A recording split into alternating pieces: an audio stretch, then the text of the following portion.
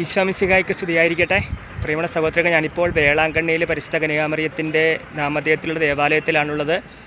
അതുകൊണ്ട് ബൈബിളിൽ മാതാവിനെക്കുറിച്ച് പരാമർശിക്കുന്ന ഉൽപ്പത്തി മുതൽ വെളിപാട് വരെയുള്ള വചനമാണ് നമ്മളിപ്പോൾ ധ്യാനിക്കുന്നത്.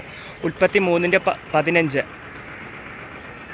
നീയും സ്ത്രീയും തമ്മിലും നിൻ്റെ സന്തതിയും അവളുടെ സന്തതിയും തമ്മിലും ഞാൻ ശത്രുതയുണ്ടാക്കും. അവൻ നിൻ്റെ തല തകർക്കും, അവൻ്റെ കുതികാൽ നീ പരിക്കേൽപ്പിക്കും.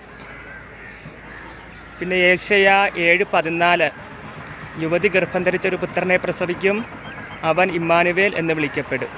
ലൂക്കാ 1:28 ദൂതൻ അവളുടെ അടുത്ത് വന്ന് പറഞ്ഞു, ദൈവകൃപ നിറഞ്ഞവളെ സ്വസ്തി, കർത്താവ് നിന്നോടുകൂടെ.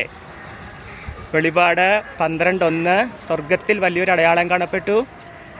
സൂര്യനെ ഉടയാടയാക്കിയ ഒരു സ്ത്രീ, അവളുടെ പാദങ്ങൾക്കടിയിൽ ചന്ദ്രൻ, ശിരസിൽ 12 നക്ഷത്രങ്ങളുള്ള കിരീടം. ഹല്ലേലൂയ.